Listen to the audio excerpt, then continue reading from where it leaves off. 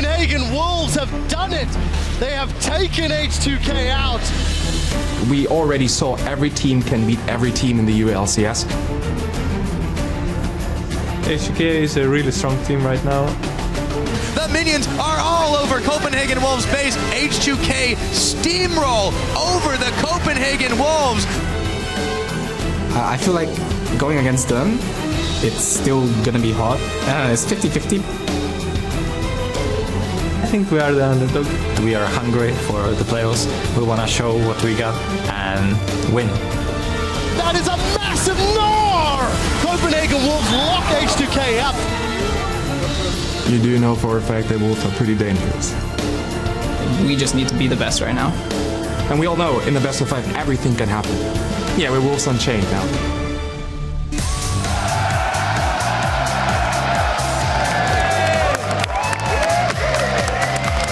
Welcome to the 2015 European League Championship Series Spring Playoffs. We're broadcasting to you live from our studio in Berlin, Germany, as our 4 quarterfinal teams take the next step on the road towards the Summoners Cup. Everything is getting on the way here in the studio as you saw the fans are lining up outside. The sun is shining. The atmosphere is high flow. Youngbuck is having a little bit of fun as the Copenhagen Wolves enter the building with, of course, their coach Dentist ready to take on the action. Their H2K setting up on stage. Odo Wamne setting up as well and getting ready to step up in his quarterfinal. I'm Evje Schok-Supporter, and joining me at the analyst desk today is Trevor Quickshot Henry and the former coach for Meet Your Makers, Jakob Yamado Cannon Mebdi. Welcome to the playoffs. Thank you very much. Yeah, well, we're gonna dip right into it and know that this time we are on patch 5.6 for the entirety of the playoffs. So another thing to adjust to for the teams. What has been the biggest change for you? Because Athene's Unholy Grail, it almost seems like the item has a bigger impact than the rest. Yeah, most definitely. Like the champions that use it, like for example Oriana, are going to be stronger. But what I want to point out, which is the most important factor in this matchup, for example, is the fact that assassins are weaker. Like Ori is weaker, LeBlanc is weaker, and I think that is what's going to come into play the most this patch. Yeah, and I think if you look at the rest of the lanes and the rest of the roles, not a whole lot has changed. There's some jungle XP changes, the Rift Scuttler gives way less vision, but all in all, 5.6 should be more of the same from 5.5, except for some changes there in that mid lane. And it is, of course, the patch we're going to play on through the entirety of the playoffs. Yeah, we'll see what the teams pull out on this new patch. And turning back to the European LCS, let's take a look at the playoff bracket. The first match we've got coming up here is H2K versus the Copenhagen Wolves, best of 5. Then tomorrow, Gambit versus the Unicorns of Love, with SK and Fnatic waiting to take on those teams in the semifinals. And the team that ends up winning the playoffs will lock in their spot for the mid-season invitational. And the NA playoffs also start today, and actually immediately following our broadcast from Berlin, you'll see CLG versus Team Liquid. Something else I want to touch on before we go into match intro is what's new this season, the way the teams qualify for Worlds. They're going to rank up championship points. If you get to the quarterfinal or beyond, you get at least 10 points, 30 points if you get to the semifinal, and a team that has the most points, at the end of the summer split gets to go to Worlds, and this is just a totally different approach for the teams as well. Yeah, it's a completely different mindset because you have to be consistently good for a longer period of time. You simply cannot afford to say, hey, I'm top 6 playoffs, I can now rest on my laurels, I'm back in summer split. If you want to make it to Worlds, you have to step up, go as far as you can in the playoffs to accrue as many points as possible. Yeah, most definitely. Like this addition together with the auto relegation it kind of forces teams to care throughout the split, and I like the addition of these rules, even though we got auto-relegated. Yeah, definitely. Let's not touch on that anymore. Anyway, you can still get tickets for the spring finals for both days. That'll be going on in the Palacio Vistalegre in Madrid, Spain, April 18th and 19th. We'll be seeing SK Gaming and Fnatic there, and the other 2 teams we'll know by tomorrow night. Go over to lolesports.com for all the info and tickets as usual, of course.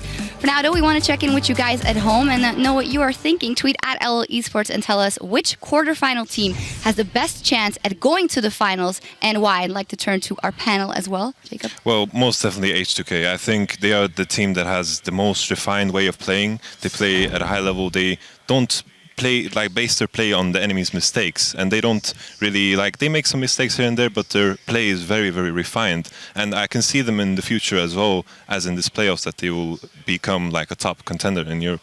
Yeah, well, seeing as though you took my answer, I'm going to have to pick another one. I think Unicorns of Love is the only other team that I think of the remaining Gambit, Copenhagen Wolves, UOL have a slim chance. They've shown in best of fives they can surprise. They took down TSM last year. They, qualified after being 0-2 down during the promotion tournament. So I think that's the only other squad, but I think it's slim. I think of the 4, H2K's got the highest likelihood. I agree. All right. Well, let us know what you guys think, and remember to tweet at LL Esports using that hashtag LCS, and we'll discuss your answers later right here on the desk. So let's dive into our matchup we have on our hands today. The 3rd seed H2K Gaming versus the 6th seed, the Copenhagen Wolves, 1-1 in the regular season. And of course, Copenhagen Wolves beat H2K 3-0 last time when H2K tried to qualify through the spring promotion tournament. Yeah, and it's actually really interesting you bring that up because Copenhagen Wolves have shown through all the iterations in best of fives when they have to re-qualify for the LCS, they've won every single time. Yeah. H2K took 3 tries, failed all of them, and needed an expansion tournament to get in. So in terms of who has more skill in a best of 5 series,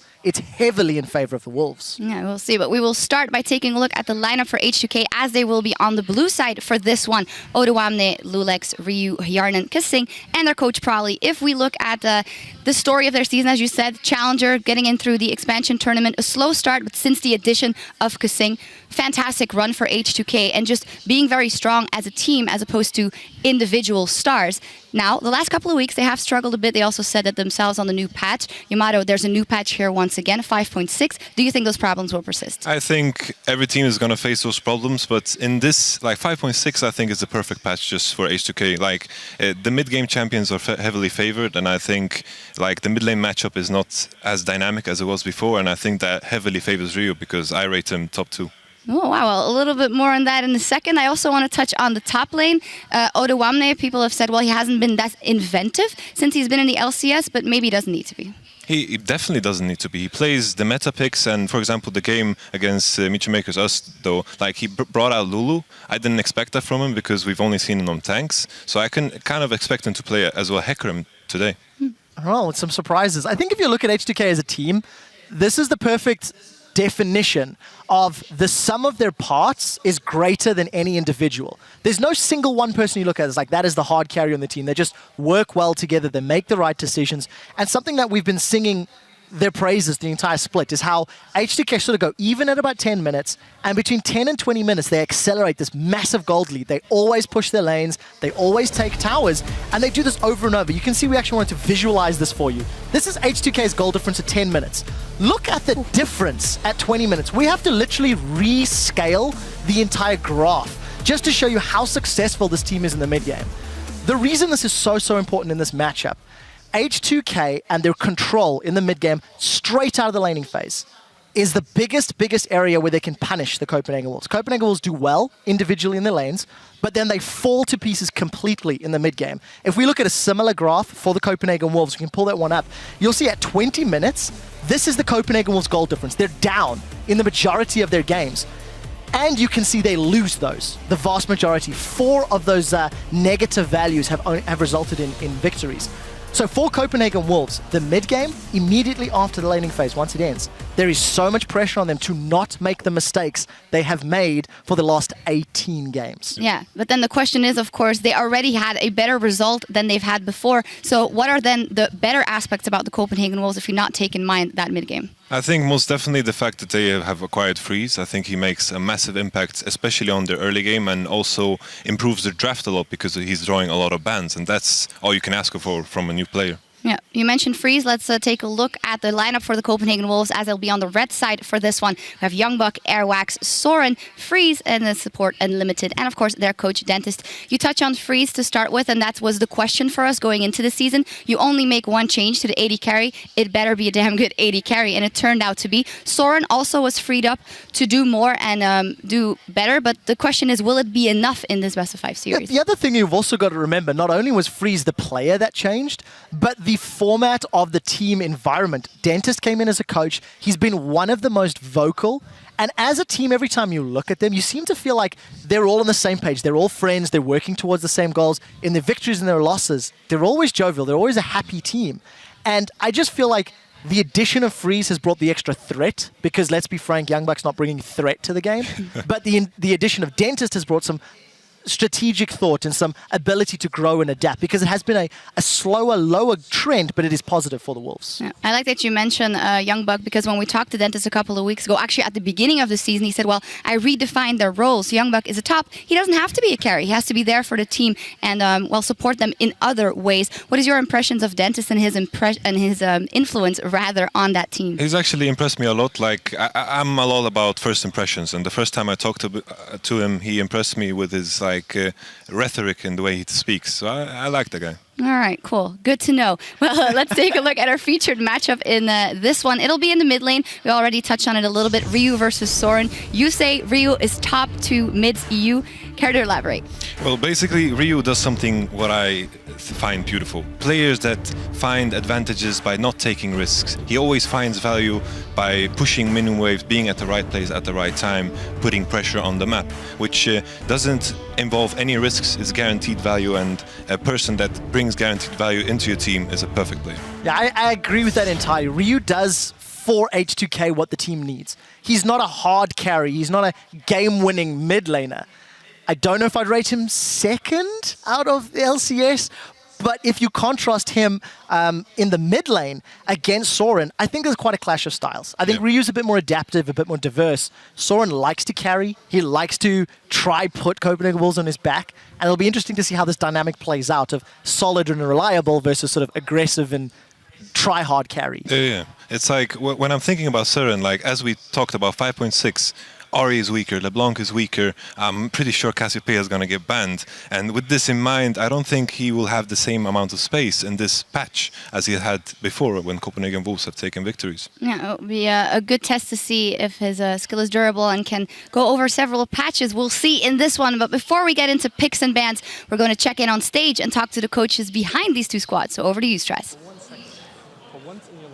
Thank you very much, Sharks. I'm James Stress-Hillary, joined here on stage by Prolly and Dentis, the coaches for H2K and the Copenhagen Wolves. And before we get into the first, all-important quarterfinal here for the EULCS, I wanted to get your guys' opinion on today's matchup. First of all, Prolly, we talked a little bit backstage about preparing for the Copenhagen Wolves. How has it differed now for a best of 5?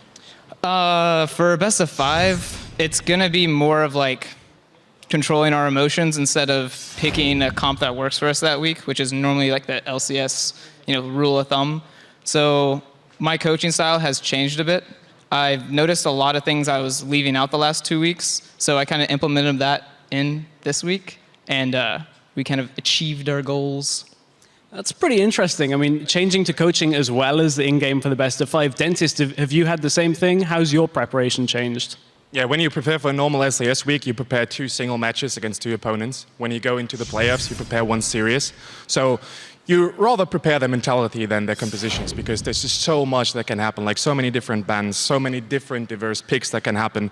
You don't really have to prepare them. You just have to make sure that they're ready for the game. Is it also about appearances coming into this match? I notice you're sporting a different haircut today. Yeah, that's for the Banta squad. We just have to do it. It's a CW, and yeah, you got to give you everything. Probably no changes to your hair, no shaving H2K in the side? Yeah, I'm the complete opposite. I actually haven't shaved in the last week, and I haven't cut my hair. So right now I got a nice mane going on, and then whatever landscape my face discovers. It's still looking good, man. You're still rocking it. But one of the other things that across the split, the coach's new introduction to the LCS. What's been the biggest difficulty as a coach for this split? I guess just being a coach was pretty hard. I mean, I was a player before, so it's I have to do a whole new job and I have no experience.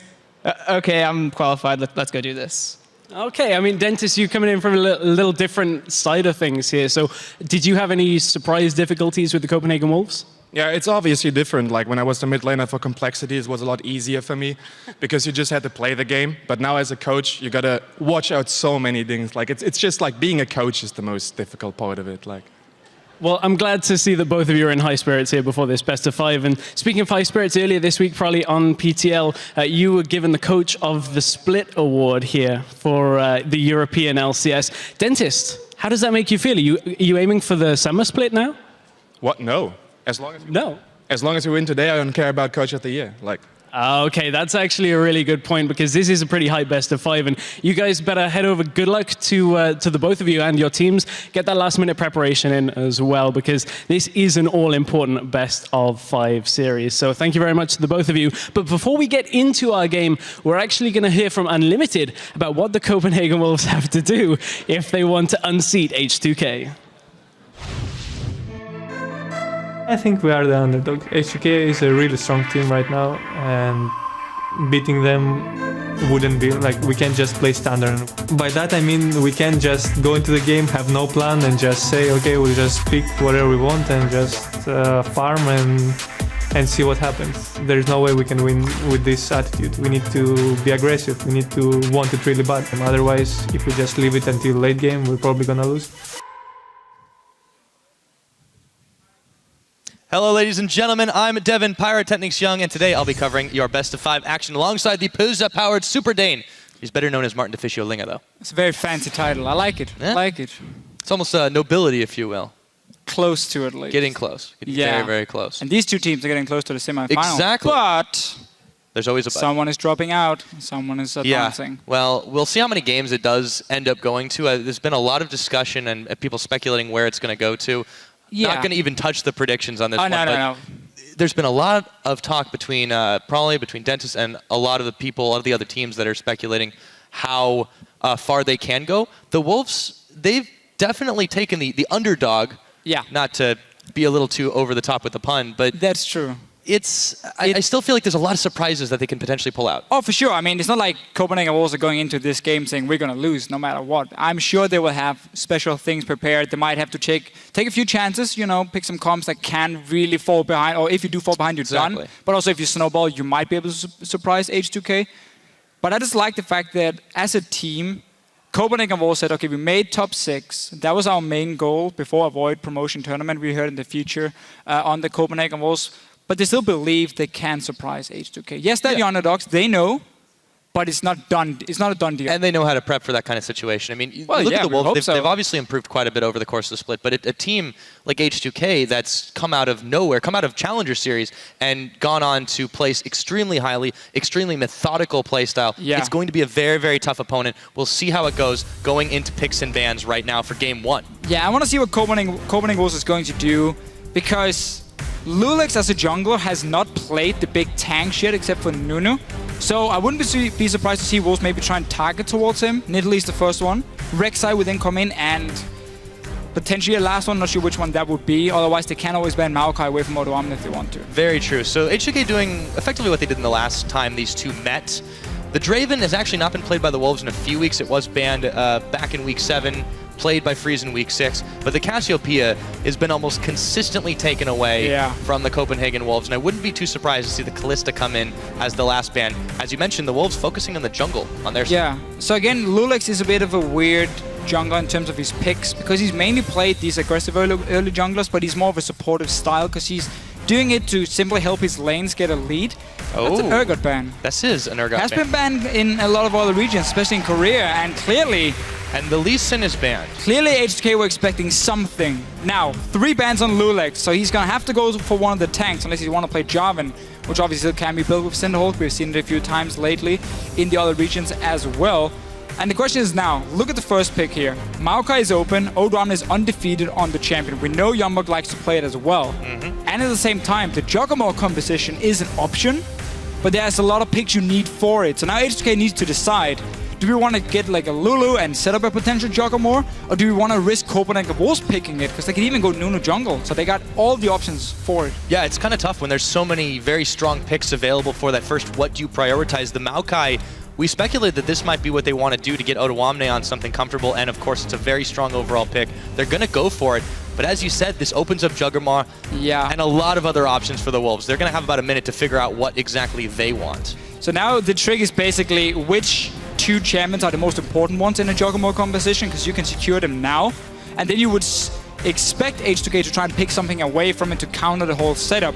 These 2 here, so Gragas is not that important for the combo, but he works really well into it because he's one of the few junglers who can disengage with his ulti, and obviously he offers so much peel and CC to help out Freeze here. And obviously, Kalista is also open if he wants to go for it, if Yanin takes away a key pick. Exactly. They don't have to choose the AD carry they want right at this exact moment. And they also want to see what they can formulate against an H2K composition. So right now, there's a lot of fluid thinking going on between these two teams. H2K taking their time. Yeah, and they must know what's going on. They have to. You know Lulu's coming in as a first pick. You know Nuno is open, Jan and Nami, whatever. Like, all the picks needed is there to just at least protect the AD carry comp. And the current meta has been so much about either you run a full tank composition where you have these super long fights and you simply out-sustain the other team, or you run a composition that buffs your AD carry so you kill the enemy frontline before your own frontline dies, and then you win the fight because then you just start rolling over people. That's also why Lulu is such a good pick, because she buffs your AD carry, the whimsy, the movement speed is super important, and the insane amount of shields and HP she can give as well. Right, and it's not like they're at threat of having a key AD carry taken away anyways in this situation. Jarnen's preferred some different styles. They're not going to necessarily take the AD carry they want right now. H2K themselves, they pick up the Sejuani, and they pick up a Thresh. So this is more general strength, but they do have a double tank line now. A massive tank line already there, so that's very standard on this current patch, but here it is. I mean, the Juggernaut has already been locked in for Copenhagen Wolves. I would expect the Sivir to come in for H2K. They like to do it with the Maokai and have somewhat of a, we're just going to pop our ulti and our tanks are going to run into your back line and you won't be able to stop them. But then again, you would fall behind in terms of damage if we go to late game, so they might have to try and counter with a hyper carry themselves on H2K's side. Yeah, Jinx has been really growing in popularity for not only her ability to start snowballing hard off of kills, but to take objectives incredibly fast. Yeah. The Jinx Thresh lane has been one that's been fairly strong for a while. It lends her a lot of mobility with the Dark Passage, and also you're able to set things up. Yes, it is, but it's against a Kog'Maw, which if you can get him caught on a hook, you can put a hurt on him very, very quickly. Yeah, and you have the traps, obviously, so you got a good CC combination, but Copenhagen Wolves in their bottom lane here, once they hit level 5, they will destroy the Jinx in terms of trading back and forth. And we know Freeze and Unlimited is a fantastic dual lane, so they would be happy taking the 2-and-2 lane for Copenhagen Wolves side here. The question is just, do you want to lane swap for other reasons? Do you want to maybe try and just secure free farm on Freeze and nothing else? Maybe give him a level advantage if you just put him alone in a side lane? I think Copenhagen Wolves can be happy going standard lanes here. They should be fine. The top lane matchup, despite we talk about how Odo Amna and Youngbug is a bit of a mismatch in terms of, you know, individual skill, Lulu into Maokai is a matchup where barely anything happens. It's a farm lane, so that's fine putting Youngbug there and kind of nullify Odo Amne and his fantastic, normally fantastic laning. Yeah, and you know, Maokai's going to want to scale up, get to a point where he's just going to be a massive tank anyways, and they can Orianna here. Let's throw everything else at the moment just a minute. I think, yeah, the Ziggs, yes, there's Athene's buffs, but I still don't think that's really going to be the case. Orianna, though, is really good with Orianna is Athene, fantastic. And Soren used to be an Orianna main. And very safe in lane as well against this Ahri. So, Copenhagen Wolves have drafted a composition here, which is not exactly going to roll over you in the laning phase. It's fairly slow, safe, farm-focused comp from the Copenhagen Wolves, but it is insanely strong once you start hitting these late game team fights where Freeze is going to be an absolute monster. We know Orianna scales up really well, and you have this combination as well of put the ball on a Gragas, let him body slam into the enemy team, then your Orianna ulti, so you have even set up for the shockwave. So Copenhagen Wolves really drafted a great team fight. The problem is, can they get to these team fights? Because H2K normally do so well in the mid game by taking down these towers. That is always the question for the Wolves. When they win, the games tend to go extremely late. They're trying to play to that strength, but they need to be able to survive past the laning phase. And we'll see if they can do it in game number 1. Yeah. If they are able to take this win, they make a very, very strong statement against H2K, the team that a lot of people are favoring. Yeah, and this comp that Copenhagen Wolves is running is what many people consider the best. And wait, they're trading ties. Well, that's a new one. Well, probably he's not doing a good job of it. He's taking his time. It's all right. Rip it off him, man. There we go. Talk about good sportsmanship. Is it really trading ties? I think so. Is that you have to have a now? trust. You have to have a lot of trust if you're going to trade ties. Can I get you a tie? Or at least in between game, maybe. No, yeah. okay. Well, I can give you the pocket square. Here, hold on. I'll take it. Yeah. Well, let me. Thank you. There you go. Oh, you are looking so dapper. Thank you very much. All right, guys. Now that we've done our trade, why don't you go ahead, hop on Twitter, send us your predictions. Let us know who you think is the most prepared for this best-of-5 match. Tweet us at LOL Esports with the hashtags H2K win or CW win. We'll tell you those in game. But we've got to get into the game right now, loading onto the Rift. H2K versus the Copenhagen Wolves. And this comp here, like Copenhagen Wolves is running, many players consider this to be some of the best you can do in the current meta, simply because you're buffing your hyper carry so much and you protect him. Like, how is a Maokai and Sejuani going to kill Freeze in the late game? Like, that's never gonna happen. So suddenly you need Ryu to come in like from the flank, land a charm, and maybe try and one-shot him. But then again, there's a cleanse. You're gonna have to shield the ulti from Lulu, you got shield from Orianna, heal from Nami. I mean, there's so many ways of protecting this AD carry. And H2K, it's not even like they're running a fantastic early game. Ahri is good in lane, but Maokai, Sejuani, they want time. Jinx want time as well. She can fast push a tower, but she's not gonna destroy her lane. So H2K here might have to go late game and try and battle it out. Yeah, it's a really interesting matchup. I feel like the flip side for Copenhagen Wolves is that this is risky just because of their playstyle and their typical weaknesses, which lie in the mid game. But also, there's a reason not a lot of teams have been able to pull off the Juggernaut. It's not an easy composition to play. It is not, and often people even try and ban it away or just pick things away from you. But here, H2K allowed it to be picked for the Copenhagen Wolves. And we can just talk about, the difference between these two teams, because we always say, or we have said a few times already today, Copenhagen Wolves, good laning phase, H2K fantastic mid game. It's a little early for Christmas caroling, but all right. Basically what happens is, normally Copenhagen Wolves will win their lanes, at least in the bottom lane, and often in the mid lane for Soren. And then they simply don't know what to do after the laning phase. They're not very good at pushing the advantage. They don't really rotate well between the towers, and they don't set up objectives too well either. And that's been a big problem, because that's where teams come back. What H2K likes to do is they're playing a very standard laning phase, and then they take down EULCS once they feel like now it's time to fast push a tower. Around 10-12 minutes, and they go maybe bottom lane, and they just push it in with a Sivir, with a Jinx, take the first auto turret, and then they rotate between the lanes and create a massive goal lead between 15 minutes and 20 minutes. And that's what's so hard for teams to react to if you don't expect it.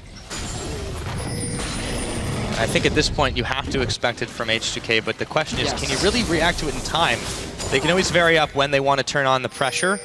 Very objective, focused play from them, though, and they don't have to win by fighting. This is the thing. There's a wombo combo from Copenhagen Wolves the later the game goes, but H2K have all the tools necessary to effectively side push as long as they want. They can split push with the Ahri. It's not optimal for them to do, and Orianna should be able to hold her own one-on-one for pretty much the entire game long in this sense. But let's look at the lane swap instead. H2K, they're fast pushing the bottom side. This is what you can do with Jinx. Very easily, you get so much damage on these towers just on every single wave hitting in.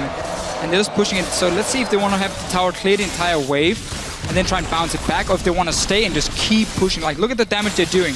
Meanwhile, Freeze in this top lane is funny enough freezing the lane, and he's not going to get any damage on the tower. So H2K responding, saying we don't care.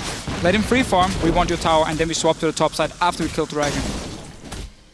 So far, so good. That seems the game plan from H2K. On the Copenhagen Wolves side, they were a little top heavy. They did back away after that. Unlimited's making his way down bottom, but there are a lot of H2K members moving around the Dragon. It's going to be dicey if the Wolves do make a play for it. Dragon's already been begun. It's 4 minutes in. Yeah, so very standard play in these lane swap here. When an AD carry is freezing on the top side, Dragon will always be contested. Normally what happens is the enemy jungler, so in this case EULCS, and both Unlimited and Youngbuck would be there to stop it. But because EULCS is running around on the top side of the map, he's not nearby, so they couldn't go for it and couldn't go stop H2K. Remember that change to the Dragon where we always finish the auto attack? That was made to make this a lot harder and make basically the other team able to stop you. It's more difficult, but had EULCS been on the bottom side, him, Youngbuck, and Unlimited would have stopped that Dragon from happening. But he's running around the top side beforehand, giving up a free one to H2K. I don't feel like they should have done that. EULCS should have been there. The Wolves had to know this was happening too. When Kasing goes missing, when obviously we haven't seen EULCS for a little while, he may not be super active around the bottom side of the map, considering he does like to hang around Odoamne a little bit. You have to know something is up, so even if they don't have the exact timer, the Wolves should know that the Dragon is not available to them. But they're not able to get anything back. Let's see what EULCS can do here as he moves towards Ryu. Body slam into it, but the charm's going to connect. The ball as well. Ryu is fine on half his health, and he pushes it back. And meanwhile, we see Odoamne, he teleported top lane. Freeze is obviously on his own. While he will do some damage to Odoamne, he's not really going to stop him too much from farming or getting XP, so he's gonna be fine. Youngblock trying to do the same in the bottom lane, obviously paired with Unlimited to stop this fast push from before. Had Unlimited not showed himself, Youngblock would probably have been toast, as there were 4 guys on the bottom side from H2K. Still that Dragon, a bit of a misplay simply by EULCS being on the top side. He was focusing a gank on the mid lane instead of stopping that Dragon, and clearly didn't pay off because Rio still has both his summoners. He's even in farm, only lost a few potions. Yeah, H2K are perfectly happy playing this game out the way it is in the laning phase. They're getting little advantages, denying the attempts from the Copenhagen Wolves, and this is the time when the Wolves really, really need to be making the plays, because if they can get themselves a good lead in the early game, then their mid game, well, it won't sting as much. But let's see what happens here. EULCS has found airwalks by the Baron pit, turns on the flail as he dodges the barrel, and nothing's going to happen just for a moment, but there's the body slam over the wall. Yeah, not as explosive as when it was like a Lee Sin and a Jarvan finding each other. This is 2 big tanks. Who's just gonna look and then back away. Ward was cleared. Now Unlimited has gone to the top lane here. He's gonna push it in with Freeze. That's gonna give up this tower. Yanan did a lot of work on it in the early game. And H2K, because there's no dragon, they can swap Jinx and Thresh to the top side now and defend this tower as well and get a lead. But I'm not taking quite the damage. He is gonna need some backup, so that's good timing for them. That will prompt him to go back to base. Meanwhile, Freeze and Unlimited will get some good damage out of this tower. And you know, there's no teleport available for Odoamne, even if he wanted to come back into this. It looks like they're going to start trading this while Hjarnan and Kasing are staying on the bottom side. If Kasing and Hjarnan stays on the bottom side, then Copenhagen Wolves can take the top tower. But if they just push into the wave here, into the tower, get the tower to clear the minions and then recall to top side, they should be able to defend it. It looks like they're just staying at least for now. So Copenhagen Wolves can now send up EULCS and will try and get this tower. Now they're recalling. Very late, simply because they tried to bounce the wave here. It is going to push back now to H2K, so they will give up this tower for it. Some much needed gold for the Copenhagen Wolves when they clear this one away. Just a couple minions left, just 1 actually, and they finish it off finally. So no problem, no fuss, no muss. That will even things out in the gold department, but H2K still clutching the lead with that dragon right now, and they're looking to move in mass up top. Yeah, so the reason H2K made this play was simply to secure Odoamne a lot of farm in the bottom lane, because there's a big wave now being pushing in towards his tower from Youngblock himself. So that's why they made the trade and didn't just recall instantly and leave a wave that could be frozen by the Copenhagen Wolves.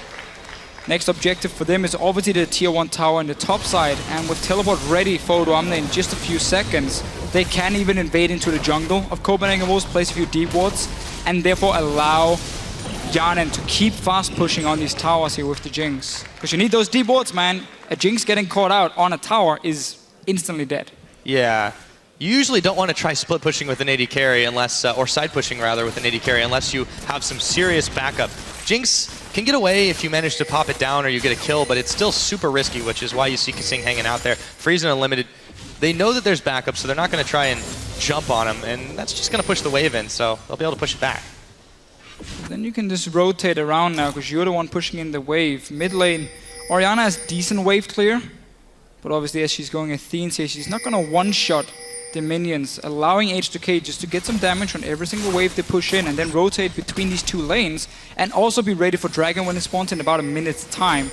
So they're simply just pulling Copenhagen Wolves around on this map here and just allowing Hjarnan always to get some free farm and always get a little bit of damage. I was about to say at least and a little at the same, but just get a little bit of damage on the tower. At least a little damage, every single time. You just chip them away slowly, but it opens up for very easy rotation later, where you just go and get a few hits and then it's down. Precisely. Now, see, Dentist concentrating on this game as his team on stage is trying to hold this one back. Meanwhile, Youngblock has found Odoamne, or is it Odoamne that's found him? He whimsies out as he tries to clear away the wave. Dragon's going to be up in another minute, and H2K could move for this one. They have decent control of the map right now. There's a wave pushing against them in top, but it won't be for long as Hjarnan's there to clear it away. And EULCS is up on the top side right now. He's up there again, so no wards from Copenhagen Wolves around the Dragon itself. Not really like H2K has invested too much into it either, but they are in a good position to set it up again. Teleports are ready, as mentioned, and of course Hjarnan now sitting and just playing the waves. Is most likely going to start a slow push back towards the tier 1 tower, unless he wants to stay and try and trade the tower for the Dragon, because H2K already got the first one. Gonna have to see what the move is for them. QW combo from Soren. Taking he's a full moving chunk now. out of Ryu's health. Yeah, unlimited Youngbuck. They're trying to clear the wards out so they make sure they establish some of their own vision control. They will be able to clear that one pink away, start on the Scuttle Crab, but there are a number of H2K members here. In comes the Sapling, chase unlimited and Youngbuck away. Look at Ryu here, already completed a large rod, so he's gonna be very strong for this first team fight. If he does manage to connect the charm and not get poked down by Soren, he does have one-shot potential on most of the Copenhagen Wolves members. Soren is doing quite a lot of damage with his Orianna to start this one off, and they really, really need this. He's, of course, maxing his command attack just for the initial brunt of damage. Now, the H2K members, 4 of them here, are starting off this dragon. There's a ward here, it's going to be spotted, but the Wolves, I don't blame them for not trying to contest this one. They weren't really in the position, and it's very, very hard to fight against H2K as they are right now. Yeah, again, we mentioned how strong Ryu is in this mid lane already with just the first item. And also because H2K managed to set up division control, they forced the Copenhagen Wolves away. But that's a problem, because now it's 2 dragons to 0. We're 11 minutes in. H2K likes to play around these free dragons, but they go towards the 5th one, and then use that as some sort of way of winning, or basically forcing you into a bad team fight before Copenhagen was ready. And meanwhile, the important thing is still these outer turrets being chipped away slowly. The mid tower is just a few more hits and it's down. Then you go top lane, because now there's no dragon on the bottom side. You take the top tower, and then you got 3 outers. You got a big goal lead leading into the mid game, and that's what H2K likes to do. But here's a nice engage. Oh, Airwalks is going to be going in, and Bjarnin was going very, very low for a moment, but he got the Dark Passage out. Copenhagen Wolves' attempt to pick him off is unsuccessful. Now they're going to be pushing on the middle. Airwalks has no flash now, remember. Oh, Kasing's going in. Yeah, he is, and in comes EULCS as well. He's going to get body blocked by Airwalks Unlimited, going really, really low in this one. The Rocket's coming in. That's first blood. It's 12.5. Ottawamne wants to keep the fight going, and there are just way too many members of H2K here for Copenhagen Wolves to deal with as Ryu dashes in. But he takes some damage on the backside. It is only the 1 kill on Unlimited.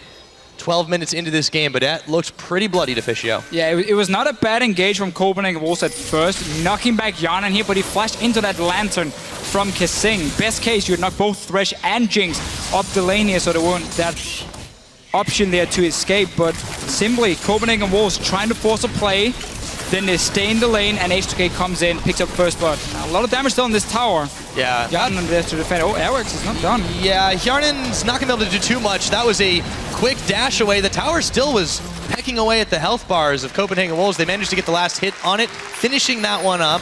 So they still turn their power play into some gold, but now they have to defend this one, and a few members have to go back and heal up. Let's see what Freeze can do here. He's in the front, pecking away at Bjarnin and EULCS. Remember, H2K used a lot as well for these kills here. Bjarnin's out of mana. Ryu has no ulti. Airwalks is coming in. Yeah, he's setting up for round 2 now. Ulti is ready just in a few seconds. They're waiting. Bjarnin is going to be the target here. Can he get it back? Nope, and not lantern. Okay, the slingshots continue. Bjarnin able to get out of harm's way. Soren eats the charm. This has been a lot of close calls for both teams. 1-0 kills does not necessarily reflect the last couple of minutes of play. But I like how we can see Copenhagen Wolves is saying, we know we can't just go back to our lanes because we're going to lose our towers now. Mid tower is going down here. We have to try and make some plays. They use the Gragas here to engage a fight, end up backfiring for them. But you gotta try, man, because otherwise H2K will just get that massive goal lead. We know this top tower already taking some damage. It's currently sitting on about 60% HP. That could be the next target now for H2K. And Bjarnin on this Jinx. Take a look at our fan vote, starting this one off. 60-40. Again, Wolves, give them some good credit, but H2K definitely showing themselves as the favorites in this one. Game is still very, very close. The gold lead's slight. The 2 dragons are really making a big difference right now for the H2K team. However, Copenhagen Wolves, they're trying to even some things out here. They have a big wave on bottom. H2K is making a few mistakes here. They're not really thinking about the next step. They just say, okay, what's the current objective? That's going to be this tower, and then they invest everything onto that tower. They don't look at the side lanes at this point. The bottom lane have been pushing for quite a while, and Soren moved down after the fight. And H2K responded fairly late, so that was a lot of damage now from Soren on this tower. And Copenhagen Wolves also got that mid tower, so they even it out. Just slightly behind in gold. By no means are H2K playing flawlessly in this one. The Wolves, if they have the chance to punish, they will. And if they get to this very, very late game, The trends have shown them to play extremely well towards the end of it. They have a comp to do it. Let's see if they can make the defense here. Youngbuck, I don't think he's got nearly enough damage to force Lulex and Otoamne away. Otoamne did aggro the turret, though, and now Lulex has it, so they are going to back off for now. But that tower is just going to take a stiff breeze to knock it over. It's going to be an easy one for H2K, but so will the bottom lane for Copenhagen Wolves. You can see how they're trying to trade objectives. They're saying, okay, you're going top lane with 2 or 3 guys. We just go bottom lane. We already got the wave pushing in. We already got some damage on it. We're going to apply pressure as well, not just sit back and let you dictate the map. It is funny though, if you look... Yep. That's a Luden's Echo, first item by the way. That's a lot of extra burst damage. And that means fish food. It does. Rio. Yeah, Luden's Echo, still an item a lot of people is talking about. And for some reason, people still think it's a replacement for Deathcap, and it's not. It's supposed to be a snowballing first or second item. It gives you quite a large power spike early on that you use to kind of snowball your way in towards the Death Cave, towards the Void Staff later on, because as a single first item, Luden's Echo is the best in the game for AP mages in terms of damage. In terms of pure damage, the Luden's Echo goes with 100 magic damage proc, 120 obviously on the item itself. Nothing beats that as a single first item. Later in the game, Deathcap will be better. Yeah, as you mentioned, it's useful for snowballing. Ryu's hoping that 1 kill is the start of many for him. If he can get more catches like that, there are still some squishy members on this Copenhagen Wolves side. Oh, that's loads. Yeah. That Athens is not going to save Soren if very true. Caught. It's a big if. Let's see if that does happen. But so far, he's stayed pretty safe. Yep. Unlimited, you know, he's gone a little bit, I wouldn't say face check too much, but he's just been a little bit out of position. Hjarnan was a bit out of position himself, but he's got the Dark Passage to bail him out once again. The Wolves will go away empty-handed. It is a good point you make about Unlimited, because he has a habit of being the first guy to walk in and ward, and it does cost him quite often, especially against an Ahri. We know Ryu is super good at finding these squishy supports, a bit like Faker used to do back in Season 3, where he'd always just one-shot the supports on Ahri. Ryu is doing the same, and he's done it before as well. He does it on LeBlanc. He likes to sit and wait around, and then when you walk into ward, he just pops you instantly. Now, ulti is ready for him. Big fight is about to be set up. Both top laners with TP. Oh, they get the chain off after the charm. Airwalks is going to dash before the chompers connect. And a glacial prison will keep them from coming in again, but the teleport's on. And Lulex moves over the wall. Takes a lot of damage for his trouble, however. Otoamne look for the shockwave, though. Here we go, the shockwave. It's going to connect on Otoamne. They take him down. Unlimited getting the kill credit. Ryu coming in. The rocket's going to connect, but it won't be enough damage. Airwalks, as big as he is, he's going to get taken down. It's a 1-for-1, but H2K still pushing. Forces a flash out of Unlimited. Hjarnan has pushed them back, and it looks like it's Dragon time for H2K. Yeah, trading 1-for-1, but that's a win for H2K because they're still fairly healthy here. They can start that Dragon. The Wolves are staying around. Youngbuck full HP. Rio look. Oh, he flash charms. Totally whiffs it, but he does do some serious damage to Unlimited. Youngbuck now on the chase. The Lantern's out. Kasing is not going to connect with his hook. Kasing going very low. It's Freeze who manages to pick him off, and the Dragon, in all the craziness, goes over to H2K again as Lulex picks it up. Small price to pay for the third Dragon secured at 18 minutes. Definitely worth it for H2K with that third Dragon for them. Let's see the fight. So Airwix is being caught at first with the charm, takes a lot of damage, has to also body slam away. TP is coming. That's a nice ulti from Lulex, but it's mainly to disengage the whole fight. Otoamne with the TP behind. Locking that. Look at this. The back line from Copenhagen was all hitting this Maokai. And we're just waiting for the first one to die. Shockwave only getting 1. But Rio doesn't manage to finish off a target either. Hjarnan got that one. We just see H2K kiting in and out. Stay healthy. Meaning they can go for that Dragon after. Where there were a few missed skill shots. Fair to say. Yeah, a lot of summoners though. They definitely put the fear in the Wolves in that situation. So the gold still looks even. It's actually a lead for the Copenhagen Wolves for the time being. But 3 dragons to 0 is a massive difference. Oh wait, no man, I read that wrong. H2K got the lead. So they're filling in the boxes very slowly, and if they can press this in this mid game, not let the Wolves get to the later stages, they're in good shape right now.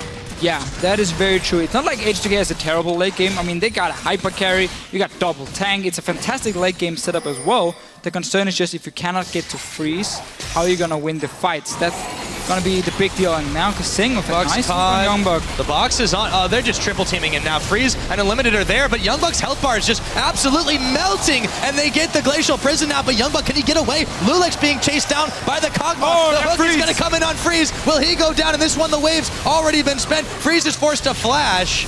And nobody dies just yet, but Ryu evades everything as he dashes his way out of danger. Very close call for both teams. Was that Shockwave and ulti from Airwax here towards Ryu, both missing? And if you guys saw the little pip coming up there where we saw Dentist and a guy sitting next to him that looks like Freeze, it is not. Don't worry, he's playing. It is his twin brother sitting with Dentist. But the Copenhagen Wolves managed to stay alive. They are still getting pressured all the time, and it's clearly H2K controlling the map. You can feel the tension in this game. For the low kill score, it does not at all reflect the amount that these two have been at each other's throats since that first blood came in. 3 dragons in 21 minutes. It's incredible. H2K, you know, we know they're an objective-focused team, but they're not afraid to fight you in any of those situations. They're not afraid to move as quickly as possible, and the Wolves have kept up for the most part in being where they need to, but they're just getting edged out and losing ground to this H2K squad. And as a result, these 3 dragons to 0 starting to mount up. Golden age for H2K, or the golden period, where between 15 minutes and 22 minutes in the EULCS, they are the team who always have the largest goal lead on average. Those 7 minutes is where they always get the job done. And when they win games, average game time for them, 34 minutes. Let's see what happens here, though. Freeze! He's dead. No, just yet. Ryu, though, he's burning down, and the Acathian surprise is not even required, as Unlimited is the one who picks up that kill. They trade carries in that situation. The rest of the teams were looking to move up and capitalize on it. Yarnan gets pushed back, but Youngbug is going to jump straight on the traps after he wild grows Odawane behind enemy lines. Meanwhile, Yarnan pecking away at the tower, gets excited to run away. He was slowed down for just a minute, takes the lantern out, the big barrel, it's going to whiff again. Airwalks, he's caught up on a line a second time. Coming. And Soren trying to come around the side. Yarnan might be caught in a bit of a bind. Odawane, he's going to go down to Soren. It is a 2-for-1 trade if you count what happened up there earlier. And Soren is still on the chase. He's got Flash. He's got Shockwave. He's not going to use either. Not going to use it. So Lulix is on the side. He's spotted with the ward. No dragon to be taken. The bot lane wave is something a Copenhagen Wolves can go catch and take that tower here. Trying to even out the goal a little bit at least. Sadly for them, Freeze didn't get that kill up in the top lane against Ryu. But man, Ryu is constantly just looking for picks on this Ahri. That's obviously what you have to do when you build Luden's Echo. You've got to be able to snowball with it. Yeah, but these Wolves are tenacious. When they do get into those binds, they answer back in force. The rest of the pack here to push down the last of the turret. They're going to back away as Lulix and Kasing are there. Teleport comes in for Odawane. Lulix is going to throw the Ice Bullet, but it won't do enough. Far away. Yeah, there's a Shockwave on Lulix, but here's Odawane. Youngbug's going to flash too. They've got no tower to go back to. The Wild Growth won't keep him alive for long. Command Protect might. They're going to sacrifice him, and now they have to bail out as the rest of H2K still on the chase. They're looking for more. Kasing flays backwards. Airwalk's caught. Unlimited. He's going down too. And Soren, the only one to make it out alive. And H2K just instantly responding to what Copenhagen Wolves were doing after the fight. They saw them go down to the bottom lane. They had teleport on Odawane. They engaged in the fight here while Freeze was just sitting top lane after he respawned farming, and the Copenhagen Wolves simply got caught out. 3 more kills. Dragon in 38 seconds. H2K can now set up wards all around the jungle here, all around the blue buff of Copenhagen Wolves, and see everything before this fight. Got to give you credit in champion selection, Deficio. You said this H2K team is built to do one thing, and that is run at the Wolves. They've done that time and time again. This time, they were able to pick off so many key members in the number advantage. And with 15 seconds left until this next dragon respawns, the Wolves are in a bit of a bind. They've lost vision and map control around that site. Yeah, they've got some in the back behind the pit, but that's not going to help them too much when the fight's out in the river. No, and this obviously is one of the reasons not all teams think Giacomo is the most OP composition you can run, because it takes time to scale up. You need that AD carry really to do well. And there are a lot of times between the early to mid game where you can make big plays on them, and it's all H2K is doing. And as we said, it's not even like the late game is bad for H2K here. They can take fights late game as well. So by them doing such a good job now, it really sets them up nicely. He's a lot of damage for that skill shot. Yeah, he's not had a good game on this Gragas. He had a good play in the mid lane, but the rest of his ultis has been completely missed. He's been frontlining okay when they need him to, but yeah, he's just not been able to land his explosive casks or really any of his skill shots the way that they've needed him to start these fights off. So we'll see if that changes. They're going to need it. H2K now in prime position to start off Dragon number 4. It's 25 minutes into the game, Deficio. It looks like they're going to get it. The Wolves, they're collapsing, but way too late. And now they think better of it. Airwalk's looking to chase Kasing. They just back off after that. Indecision from the Wolves. And the problem, again, that they simply lose their battle for vision around the Dragon before it even spawns. So they have to take these kind of weird choke point routes towards H2K, and if you get caught by, let's say, Sejuani ulti in there, I mean, you're going to lose the fight. So they simply can never get in a good position. EULCS is setting up on the side. He is spotted by the Wolves. Yeah, too afraid to try and rush that tower down. They don't use really any of their wave clear, and H2K is able to successfully defend again. It's going to be hard for the Wolves from here on out. They've lost out in a lot of gold. They haven't been able to push towers. 4 dragons at 26 minutes. It's dangerously close to Aspect. The next one that comes up, the Wolves have to deny this. And that really is the concern also when you run, in this case with Orianna, a champion that needs, before she becomes a real carry, she gotta get 3 items. Like, you need that Void Staff completed as well for her now, before we really see that Shockwave just almost one-shotting a back line, and she becomes one of these late-game hyper carries. Can they get there in time? They should be able to complete the Void Staff. Freeze should get his Blade as well, but they're obviously not at the point where they want to be, especially not with Freeze, before this crucial fifth Dragon, which honestly, either you have to fight for it, or you have to trade it for a Baron. And even that trade, I don't think it's worth, because the 5th Dragon or the 5 Dragon buffs is just so strong. Yeah, and you see Hjarnan here on the screen rocking the red buff now. He's been a massive part of the thorn in the side of the Copenhagen Wolves. They've caught him a number of times, but there are just so many clutch lanterns that have gotten him out of bad situations, and his positioning has massively improved since then. And this is a mistake from EULCS, building Righteous Glory on the Gragas here. You're running a Juggernaut composition. Your job is not to be the engage. Your job is to kite backwards here, allow Freeze to deal all the damage, allow Soren as well, and then you just slowly chunk down the tanks. Once they're low enough, you know they're gonna either back away and you've won the team fight, and you can then go for some objective. Otherwise, you're gonna get that first kill, and then Freeze can roll over. He gets the Whimsy, he gets the speed up from Orianna, from Nami. Anyway, Righteous Glory here is not the right item. You need to be full tank on this Gragas, because you're the only big front line from the Copenhagen Wolves. Jinx is gonna melt you easily. Yeah, it's already started to happen. 302 has, I believe, the most gold in the game so far, sitting at about 11,000 altogether, 11.5. And it's turned into a really big lead for them. We'll see if they can maybe get a catch here. Rio is waiting patiently in the brush, but the Living Artillery checks on him. Still very, very dangerous for the Wolves to do much, and I agree with the builds that they're rocking. It's a little disjointed. HP is great. Righteous Glory is a fantastic item. 650 HP with a Cinderhawk. That's fantastic. Problem is you have 0 armor or MR. So the Ahri can kill you at this point. The Jinx can kill you easily. You're not a big tank just by stacking HP against these carries from H2K. Right, and the wave clear from H2K is, they can't siege this tower because as soon as the minion wave is up to the front door, it's already cleared away. Yeah, Luden's Echo obviously adds even more wave clear from an Ahri.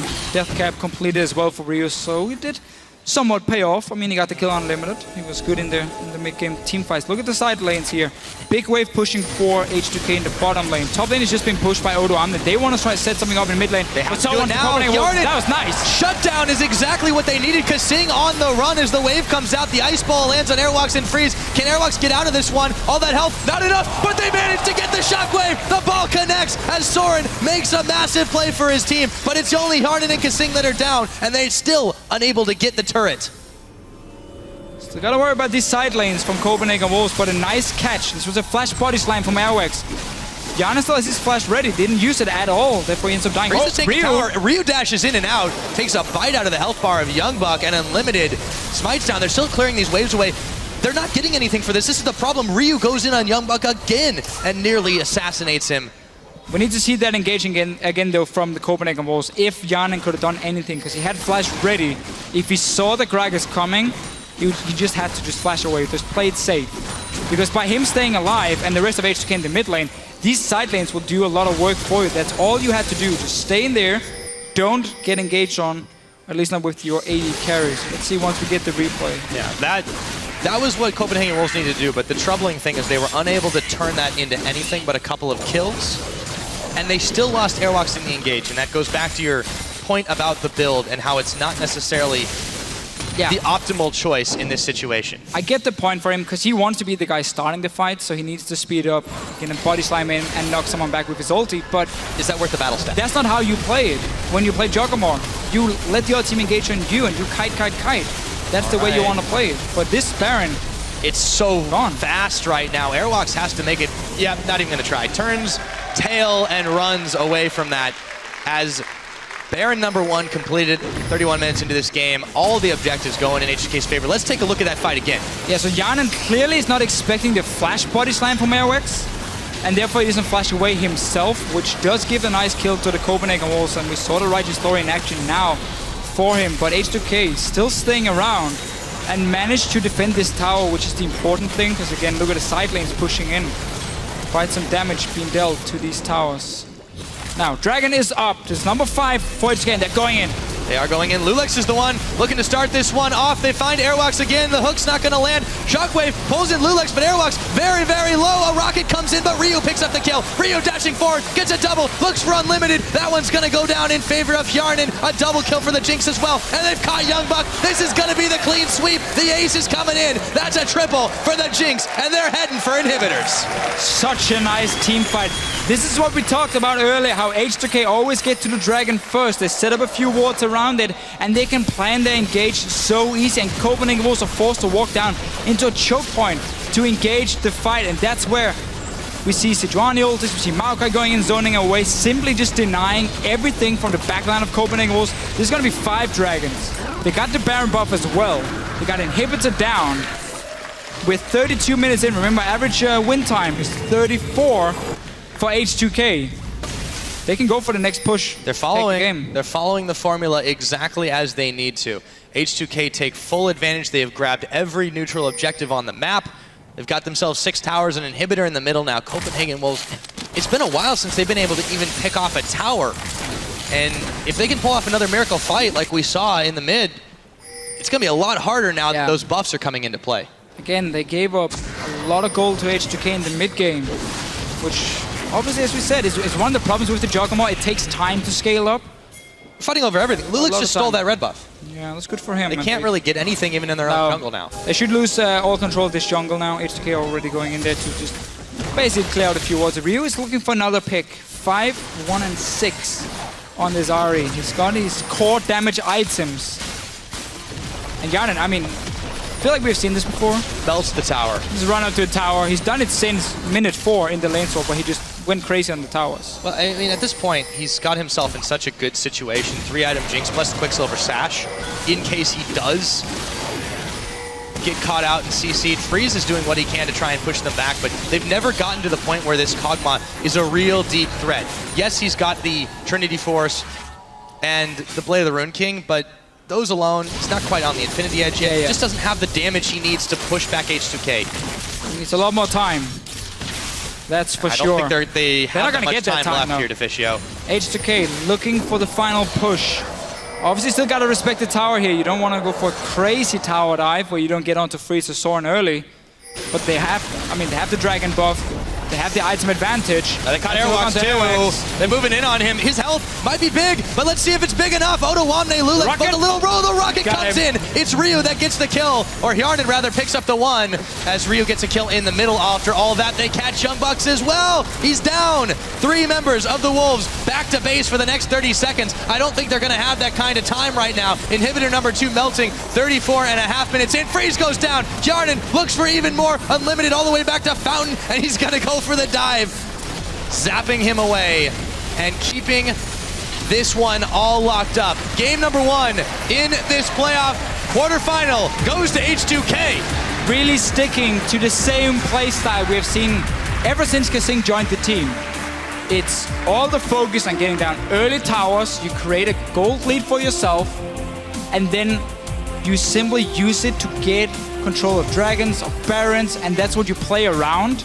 Copenhagen Wolves got the Giacomo composition. It was too slow. They tried to trade objectives early on, which was okay.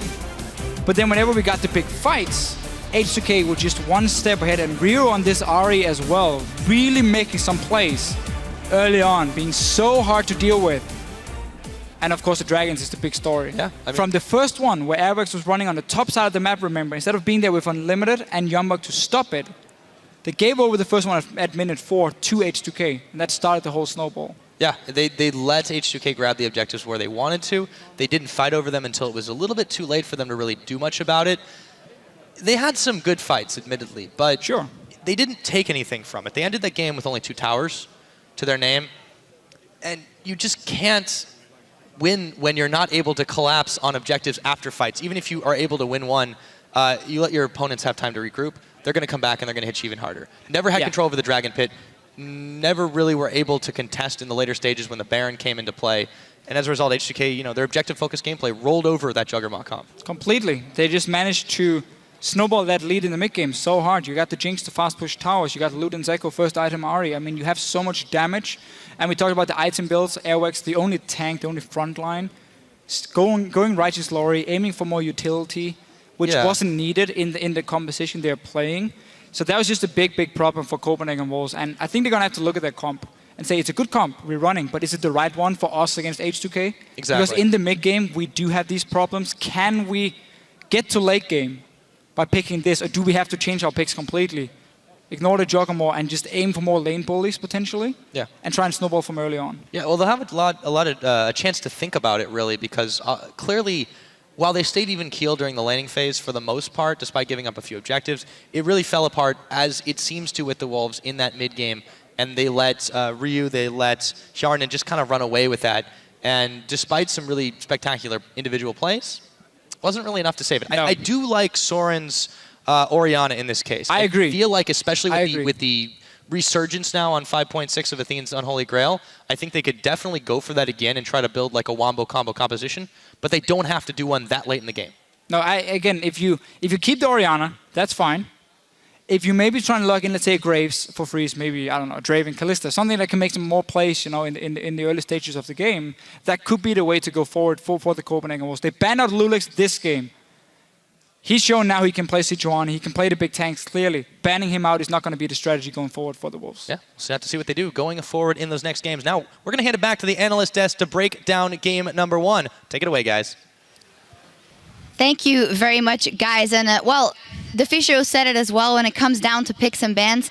The bans from the Copenhagen Wolves' side not making sense to you at all. Not at all. They banned out 3 junglers. Still, EULCS managed to get Sejuani, which is top pick, of course, and Gragas on Copenhagen Wolves side. Something I would like to talk about as well is the fact that Copenhagen Wolves prioritized in the second rotation Nami over Ari, and I think Ari would have fit perfectly into the comp because she's strung out throughout the game and she doesn't really have any counters, so she can provide pressure on the map that they needed, while Orianna just scales. One thing I want to touch on is the fact that H2K had so many tools for initiation. Deficio touched so many times in that game. H2K, Copenhagen Wolves, with their protect the AD carry comp, we're looking to have a scenario where they wait for H2K engage and kite back. Yeah. Dance, draw out the fight, buy time for Kog'Maw. The problem is they were never safe enough and they were never in the right spot. So every time H2K used their initiation tools, they could punish Copenhagen Wolves. Let alone the fact Copenhagen Wolves never touched a dragon. Yeah. 35 minutes in, no dragons, no barons. They had zero control over the dragon pit, and you just simply can't give that up to a team like H2K. It's like if you're banning out junglers, and Sejuani is probably the hardest counter to that team comp, why don't you just ban Sejuani? It makes no sense to me. Definitely some glaring errors there. You talked about the dragon control and the teamfight presence for H2K, knowing that you have to initiate on the Kog'Maw, but when the Kog'Maw is not even there, it makes it a lot easier. So let's take a look at one of the replays that defined the game for us, and knowing that H2K would probably pull that one out. Yeah, you're 100% right. The biggest thing to note, look at the top lane. Freeze is miles away. Despite the fact H2K get, honestly, a terrible engage with nearly everything missing, they still commit and throw themselves at this fight because they know the protect, the AD carry comp doesn't have anything to protect. So they're going to run Copenhagen Wolves down. Dragon actually is spawning in about 40 seconds after this. And the main thing from H2K is just very, very smart, very decisive play. Yeah. They never allowed the Wolves to kite and draw those team fights. Most definitely, but what is important to note to me is the fact that this is not Free's mistake. Like Copenhagen Wolves, just take a look at the vision. They could have predicted this play. It was really, really easy to predict.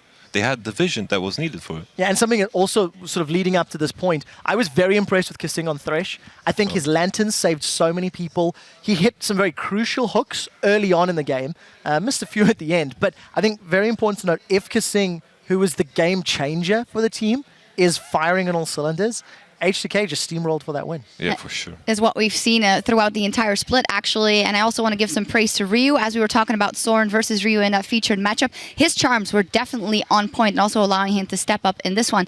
And now for the Copenhagen Wolves, you have that Juggernaut comp. You know they're going to scale well into the late game, but they kind of dropped everything until that late game point that never even got there. So how do they have to go into this next game knowing, okay, we can't let it go that well, but we know that late, but we know our mid game isn't that well. Will some picks maybe make it better for them? I would imagine them kind of dropping the idea, but the fundamental mistake they did in the pick and ban phase was not banning Sejuani and of course giving up Ahri. I think Ahri is just perfect for the comp.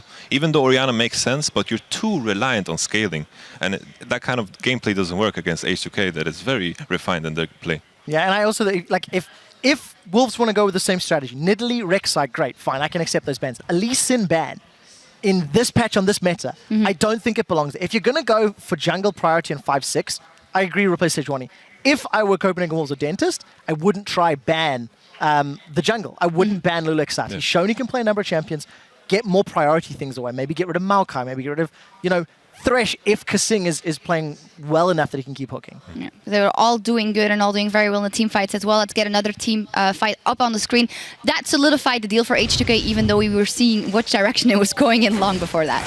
Yeah, for sure. Like, simply the fact they picked up the Baron kind of free, it was a very impressive mind play because Copenhagen Wolves were focusing on the 5th Drake. And you can see the position they are put in because of the presence that the Baron provided. That Freeze is in kind of an awkward position where he can only hit Lulex and Odo Amne. Orianna ulti gets wasted, and after that, Ryu can basically come in and clean up Freeze when he's in this concave position, and that basically seals the deal. Yeah, and again, this also just highlights that Copenhagen Wolves are not maybe understanding their own team composition. If you want to kite and fight, you don't lock yourselves into a choke point. If you want to run away and peel, you need space to move and you need your team to be grouped effectively.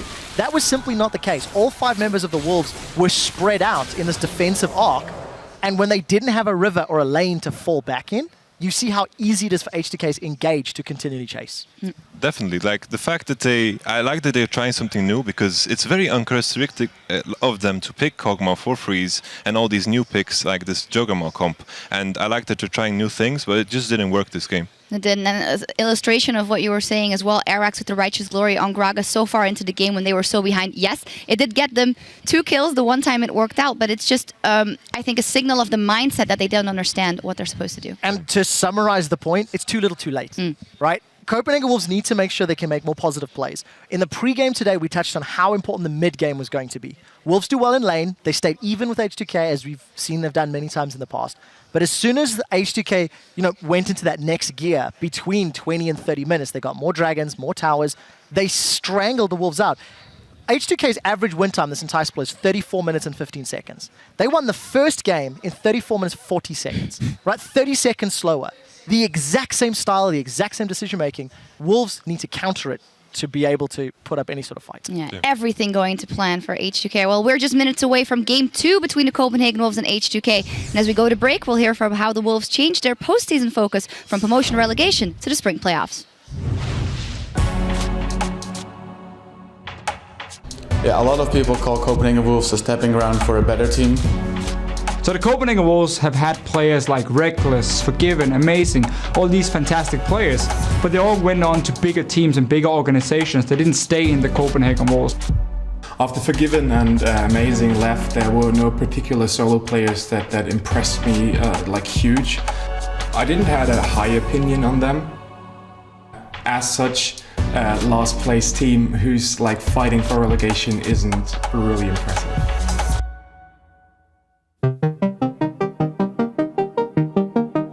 I don't think I had any expectations. I just wanted to do as well as we could. I was hoping for top 5, which turned out to not be unrealistic.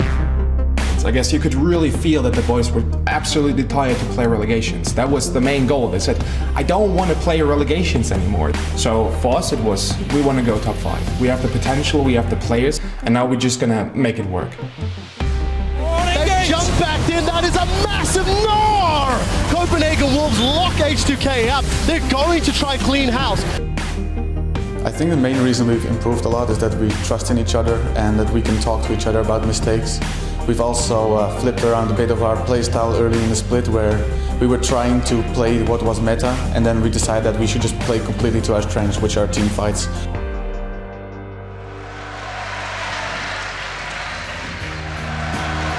Get ready to start off week 9. It's the Copenhagen Wolves versus Team Rocket.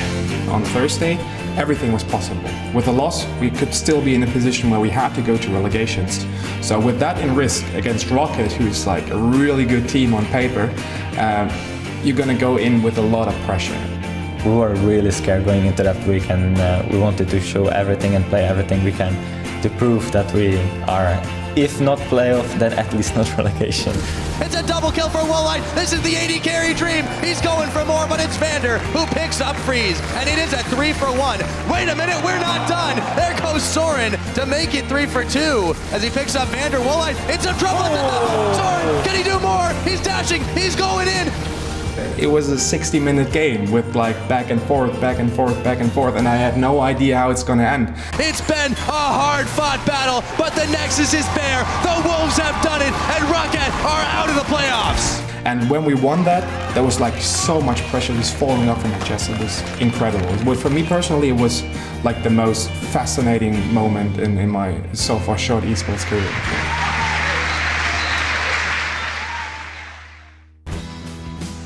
Right now, we're at the best position possible. No one expects anything from us. We already done more than people expect, so whatever we do from here on out is a bonus. We can definitely upset, like we are on paper the weaker team in the first round, so we don't have a lot to lose, but we have a lot to win, so we will see. H2K is obviously the favorite going into that game, but I do think that we have players in our roster that are very experienced when it comes to best of 5s. We're going to be prepared for H2K. We're going to give our best to advance to the top 4, and if we manage to do that, that would be utterly amazing. Like, come on, Wolves top 4, that would be crazy.